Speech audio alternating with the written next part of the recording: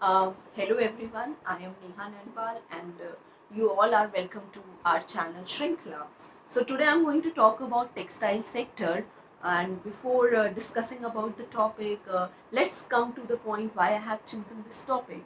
So on 12th May 2020, our Prime Minister Mr. Modi has announced his vision of Atmanirbhar Bharat and self-sufficient Bharat.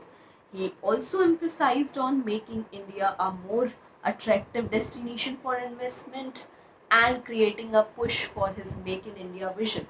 So, as there is a lot of talk about MSME, local production, self reliance, self sufficiency, and vocal for local, I thought it equally important to talk about textile industries, which is not grabbing much attention from the government sector, but seems as a one of the possible solution in COVID period.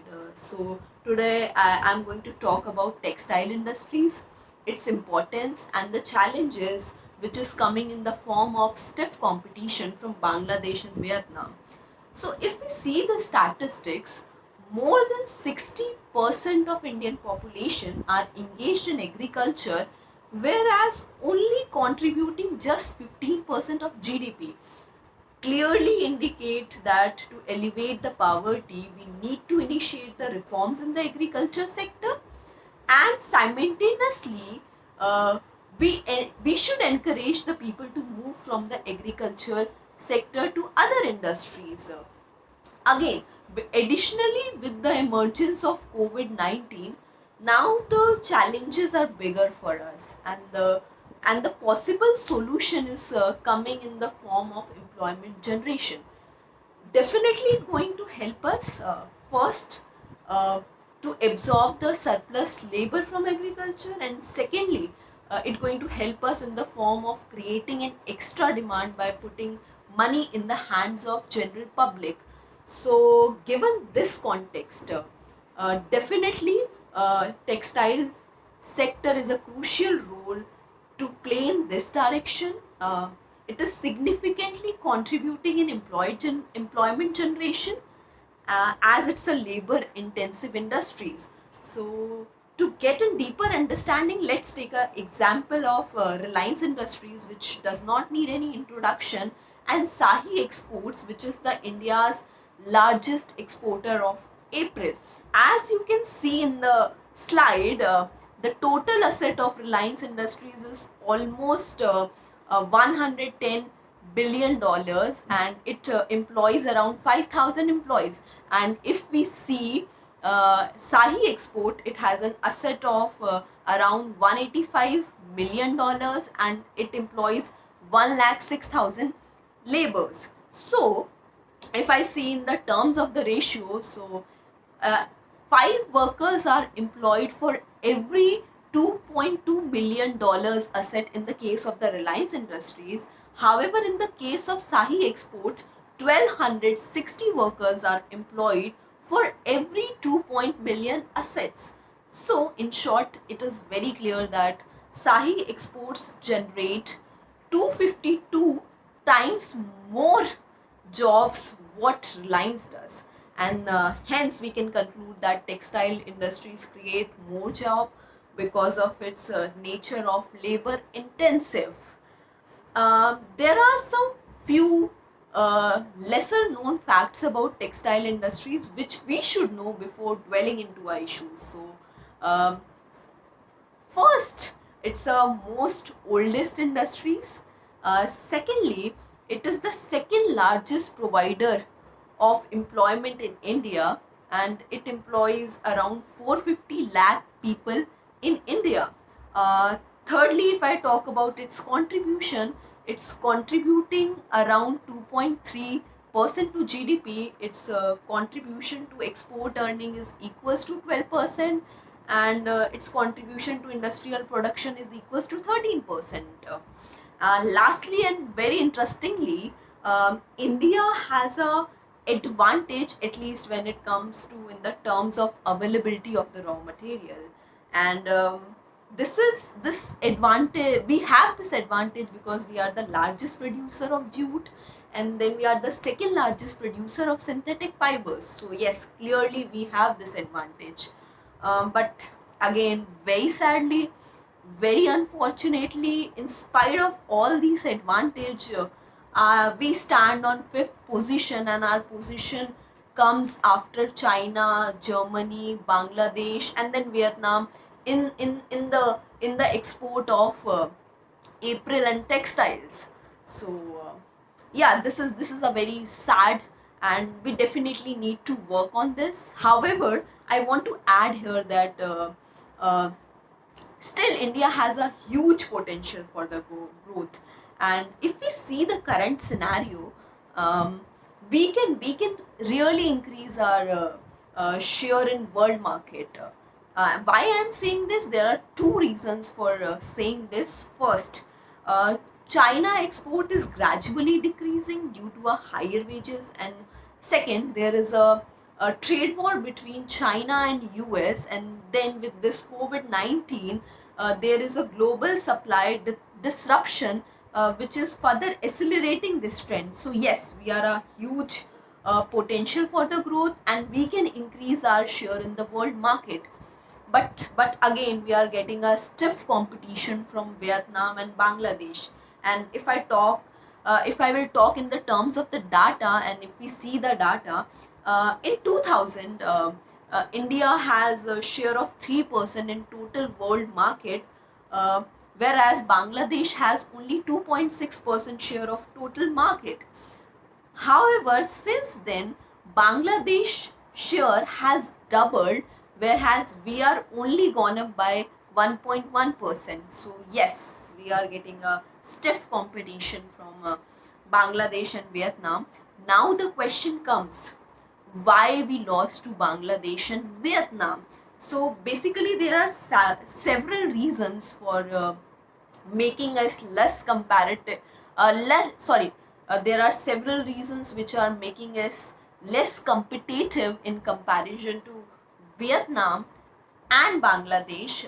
So first reason is like uh, rigid labor laws. So if I talk about India, in India the labor laws are very inflexible, and therefore it's very difficult to lay off the laborers, and this is really giving a hard time to garment manufacturing industries, given that their work is very seasonal in nature, and their orders are subjected to fluctuations. So they, due to all these reasons, they have a really hard time. And secondly, Indian laws are such which is restricting the growth of small size firm, rather than they are giving them disincentive not to increase their scale of operation, so that they will not come under the ambit of overriding labor laws, which so that is the another problem which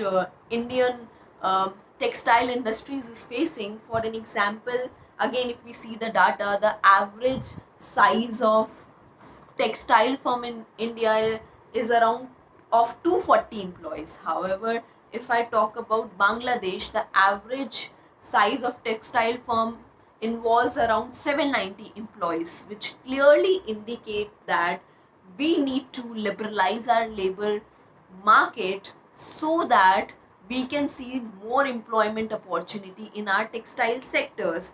If I talk other way around, the laws are very flexible in Bangladesh and Vietnam. For example, a 30% labor force consent is required before beginning a trade union, and due to this, there is lower chances of strikes. Again, if I talk in the terms of the data, in 2015, 600 textile firms, Indian textile firms, were shut down because of financial difficulties which is created by the strikes and lockouts. So definitely we really need to work on our labor laws, and then we need to liberalize our labor market and so on.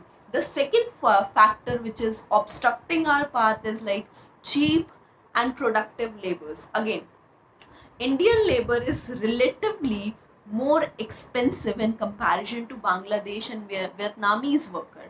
So in India, on an average, garment worker earns $257, whereas in Bangladesh, the average monthly wages for worker is around $101, whereas in Vietnam it's around $216. Moreover, the problem is become bigger because the productivity of Bangladeshis worker are much more higher than Indian workers. So this is togetherly making the problem more bigger for India. Now next is small size firm. Um, Initially, in India, textile production is reserved for small size firm. However, later this restriction was removed, but still this sector is continue to be dominated by small size firm. Now, what is the problem with the small size firm? The small size firms can't able to realize economies of scales, and hence there is a high cost of production. And I think it's a high time for us, and there is a need to remove this disincentives, rigid labor laws, so that we can expect some increase in the scale of production of textile industries in the near future. The third point, which is obstructing our path of success, is lack of infrastructure. So delivering the product or output at the right time is very crucial for textile industries. And then lack of a good infrastructure and excessive paperwork at Indian airport may lead to delay in transportation of both, that is output as well as raw material. And if I talk about Bangladesh, then most of the industries are located at a port city. And if I talk about the Vietnam, then they have invested a huge amount in infrastructural development. So again, the lack of a good infrastructure is making our path of success more difficult. The fifth factor, which is creating a problem for Indian textile sector, is no free trade agreement with Europe. So Bangladesh and Vietnam has a duty-free access to European Union, whereas Indian exporter has to pay 5 to 10% duty on export. Now, Bangladesh is a least developed country, and therefore getting this preferential treatment from developed country. And if I talk about Vietnam, then it has a free trade pact with the European Union. I think it's a high time for us also, and India should sign a free trade agreement with European zone, so that we can ensure a free level playing field with our competitor also. So yeah, this is a time for India to enter into some free trade agreements with the European zone. The another factor which is obstructing our path is like exchange rate of rupee. So overvaluation of Indian rupee is affecting the competitiveness of Indian textile industries, as export is more expensive. And if I talk about Bangladeshi currency, that is taka, it is weaker than Indian rupee, and therefore their export is much cheaper than us. And if I talk about Vietnamese dong, then again it is pegged to US dollar and therefore more stable than Indian currency. Uh, Okay, so if I really want to talk about the current scenario and the recent trend, so if we see the recent trend, so then most of the countries are shifting their operation centers from China to Vietnam. So there are various enabling factors which is giving a competitive edge to China. Firstly, their proximity to China. Then second, they have very similar kind of culture to China. Thirdly, China, at least when it comes to India, China is way ahead to India in the terms of infrastructural development.